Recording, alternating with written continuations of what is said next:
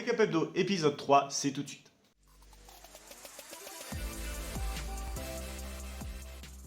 Bonjour à tous, c'est Jérémy Delsol, trader pour compte propre et formateur, j'espère que vous allez bien. Je vous fais un petit récap rapide, j'ai pas eu le temps de le faire ce week-end, emploi du temps très chargé. Du coup je vous partage ça dans cette vidéo qui sera publiée courant de la semaine. Mais à la fin de cette semaine, vous aurez aussi bien sûr un récap sur la semaine en cours. Alors on commence toujours avec le récap déjà depuis le début sur ce compte réel contrat futur, donc sur la plateforme LT8. Donc à l'heure actuelle, j'en suis à 43% de croissance du capital depuis le 16 février. Je suis à peu près 73% de taux de réussite. Ça, c'est depuis donc le 16 février avec la croissance au mois de février, la croissance du capital au mois de mars. Vous pouvez voir ici l'évolution du compte depuis le 16 mars avec l'equity curve et les trades qui ont été pris ici. Je vais vous parler plus tard dans la vidéo justement de deux conseils que j'ai à partager avec vous par rapport à ce qui s'est passé au cours du mois de mars. Mais avant ça, justement, petit récap de ce mois de mars, comment ça s'est passé pour moi au mois de mars. Une performance de 9% sur le mois de mars. Alors j'ai été beaucoup plus haut et je vais vous en parler dans les deux conseils que j'ai à partager avec vous justement, mais j'ai fini en positif tout de même sur ce mois de mars à 9%. Je tourne à 67% de taux de réussite si je regarde vraiment que le mois de mars que vous pouvez retrouver juste à côté de moi. Et je vais vous parler justement des deux conseils par rapport à ce qui m'est arrivé au mois de mars. Ce que j'ai partagé live avec mes étudiants qui ont choisi de prendre ma formation. Ils sont live avec moi 2 heures par jour du lundi au jeudi et bien sûr tous les résultats que je vous partage ici sont le fruit de 2 heures de travail par jour du lundi au jeudi, donc 8 heures par semaine, ce qui n'est pas énorme pour un temps passé derrière les écrans et pour autant faire croître aussi son capital. Donc c'est important, la rentabilité du temps passé derrière les écrans pour avoir des résultats. Si vous passez toute une journée mais que les résultats sont vraiment tout petits derrière, moi je l'ai fait à une époque quand j'étais encore sur des bougies de temps, j'y passais ma journée, je faisais à peu près 5% par mois, d'accord, mais j'y passais clairement toutes mes journées à attendre les setups, à attendre le marché, etc.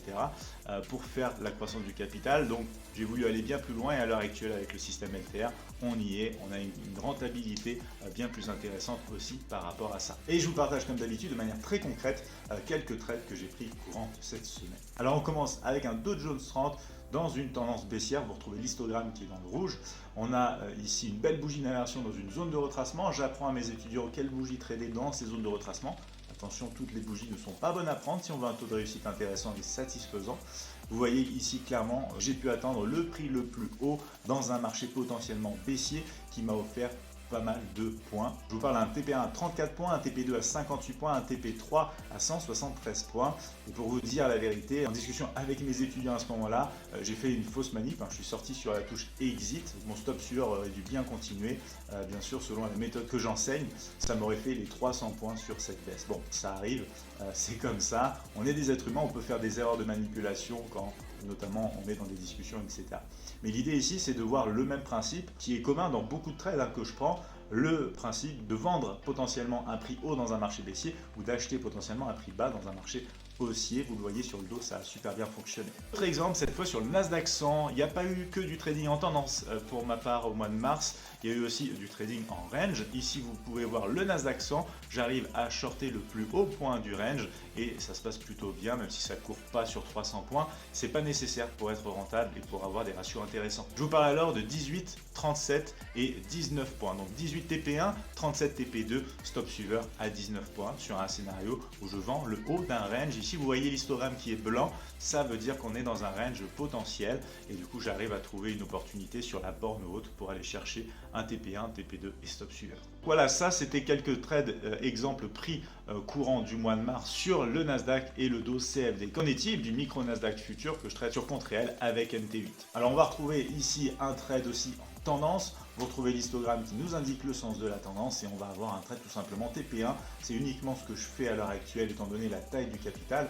Je prends qu'un TP1, un taux de réussite intéressant aussi, soit dit en passant, et ça me permet d'atteindre ici 54 ticks sur le TP1. Donc l'exemple d'un des trades que j'ai pris courant mars, puisqu'il y en a eu plusieurs. Alors il est temps de passer aux conseils que j'ai à partager avec vous par rapport à ce mois de mars. Deux choses, donc l'impatience d'un côté et la réaction qu'on peut avoir de l'autre.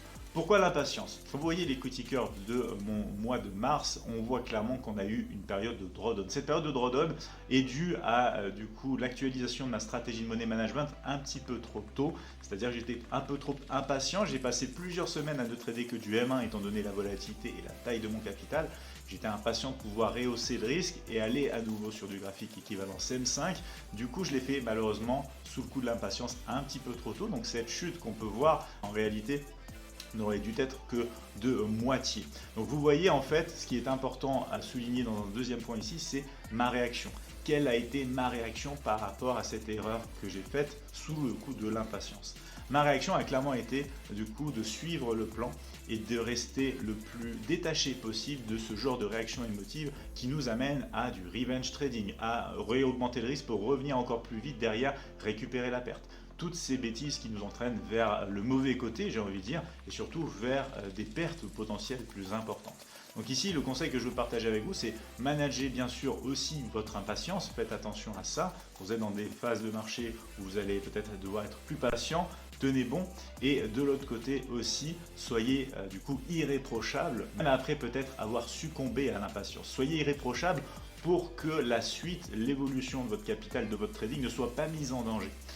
Ici, je vais vous partager aussi les statistiques depuis du coup cette hausse ici du risque. Les jours qui ont suivi, j'ai été tout simplement irréprochable avec à peu près, je crois, 80, je vais vous le mettre à côté, 80% de taux de réussite et du coup une belle suite de trades justement. Donc je suis déjà en train de revenir sur le point le plus haut de mon capital. Alors je vous donne un petit aperçu puisque je tourne cette vidéo, on est mardi, mais du coup hier j'ai déjà eu une séance très intéressante avec du coup mes étudiants, 6,9 je crois de tête 1% de croissance, 80% des trades gagnants. Il y a juste en fait eu un trade où je suis sorti break-even avec la commission et la comptée en négatif. Sinon c'était 4 trades gagnants d'affilée.